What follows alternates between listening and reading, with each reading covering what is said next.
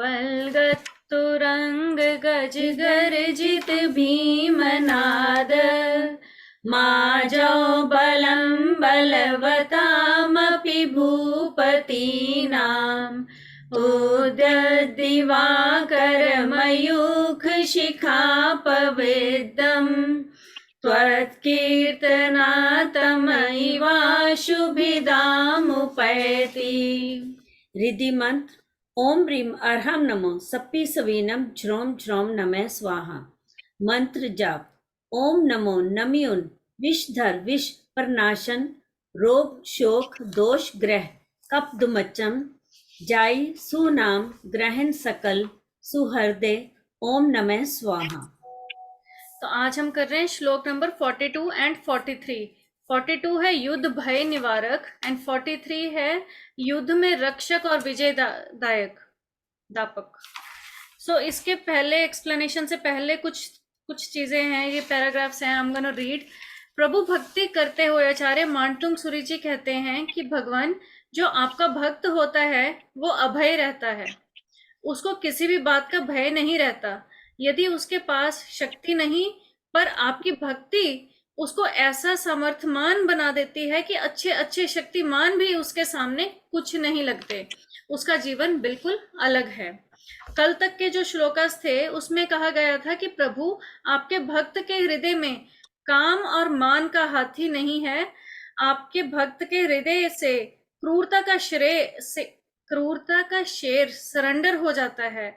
आपके भक्त के हृदय में कषाय की अग्नि नहीं धिदकती।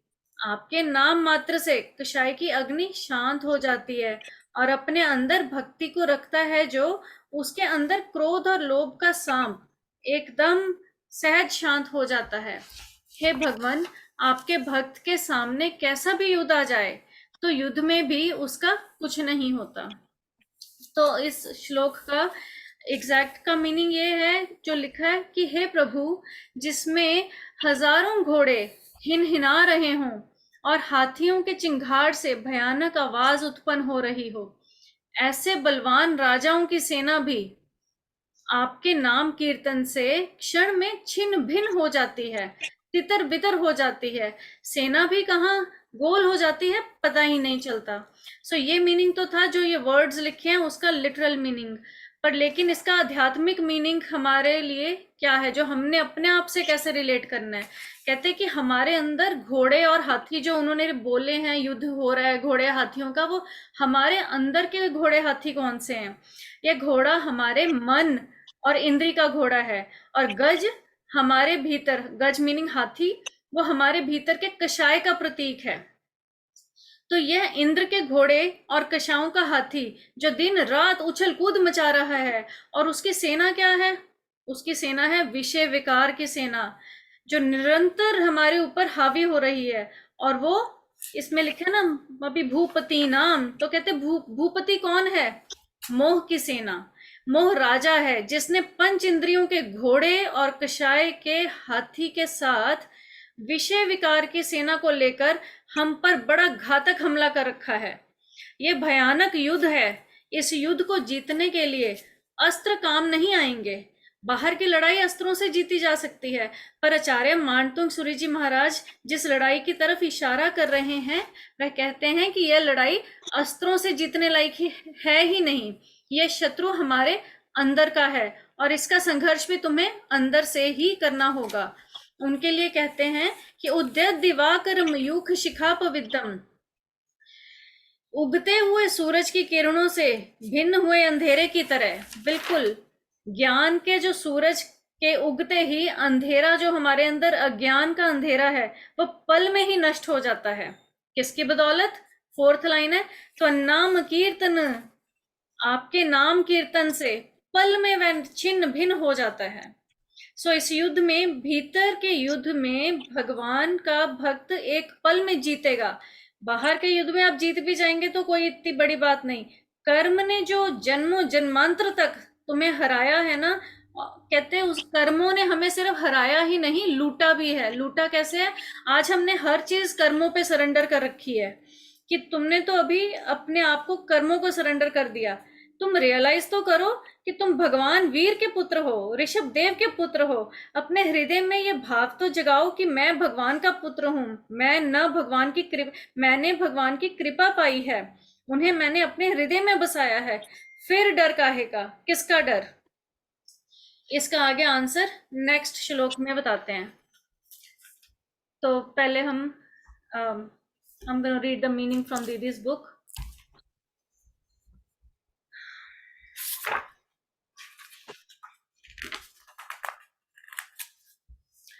O great Almighty, your Bhakt, a king, is attacked by another king with a mighty army. A war is declared. The noises of warring elephants and horses have added to the horror and to the hostility in the atmosphere of the battlefield. Your Bhakt neither pulls his sword nor does he call his army. He recites your hymns and sings songs of your worship. Surprisingly, the whole attack gets helter skelter in no time as the darkness is dispelled by the rays of the sun. God, it was the impact of your Bhakt's hymns and prayers that did the miracle. Like armies of the enemies, the distress and disturbances do attack me time and again. They vigorously try to obstruct my faith and devotion. My Savior, please take me through all such situations harmlessly throughout my life. Iska purpose and benefit. Chanting of this shloka helps to control the furious king of another country and stops war. In other words, when the leader of a family is angry, chanting of this shloka pacifies him and makes him peaceful and subjugated. It calms down any feelings of resentment, ill will, anger, argument, or violence, and soothes the quarrel and distress within the family. Chanting of this shloka also helps to spread the fame all around like moonlight. Kashmira Didi.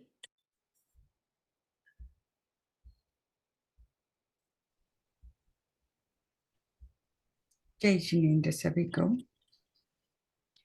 है हाथी भयकार रव, युत नृप दल बलवान, नाशे प्रभु यश गान तव, ज्यों सूरज तमहान। हे नाथ, जिस तरह सूर्य की किरणों से अंधकार नष्ट हो जाता है, उसी तरह आपका नाम लेते ही बड़े बड़े राजाओं की बलशाली सेनाएं भी युद्ध में नष्ट हो जाती हैं, भाग जाती हैं। क्वेश्चन आंसर है। इस काव्य में आचार्य श्री मानतुंग जी किसका वर्णन कर रहे हैं? इस काव्य में आचार्य श्री मानतुंग जी महाभयंकर संग्राम यानी कि युद्ध का भय, उसका वर्णन कर रहे हैं।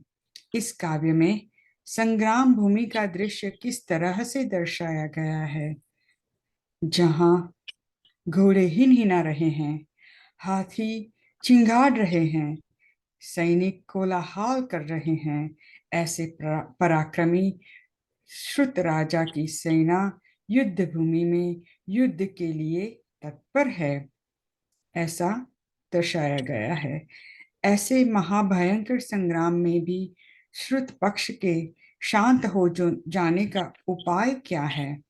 भगवान का यशोगान रूपी कीर्तन ही ऐसे महाभयंकर संग्राम में पराक्रमी शत्रु पक्ष को शांत कर देता है। युद्ध टल जाता है, संधि हो जाती है। कीर्तन किसे कहते हैं?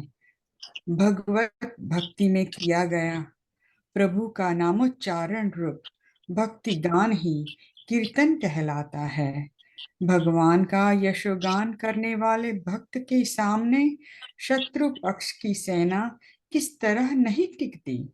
जिस प्रकार सूर्योदय होने पर अंधकार शीघ्र ही भाग जाता है, उसी प्रकार भगवान के नाम मात्र का उच्चारण होते ही शत्रु पक्ष की सेना शीघ्र ही भाग जाती है, पलायन कर जाती है।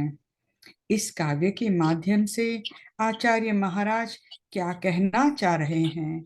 इस काव्य के माध्यम से आचार्य जी कहना चाह रहे हैं कि बलशाली शत्रुओं के बीच फंसने पर भी भगवान का भक्त जो सच्चे मन से प्रभु की भक्ति करता है वो युद्ध भय से रहित होता है।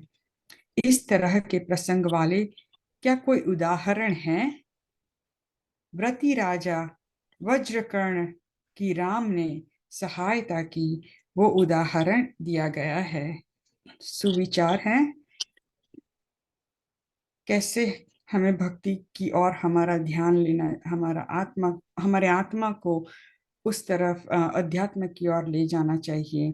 हे रसना, तूने आज तक राग भरे गीत और संगीत में ही रस लिया है, अब उसमें रस ना ले। अध्यात्म भरी भक्ति वितराग विज्ञान में रस लेना शुरू करें। 42nd नंबर के क्वेश्चन आंसर यहाँ समाप्त होते हैं। जय जिनेन्द्र।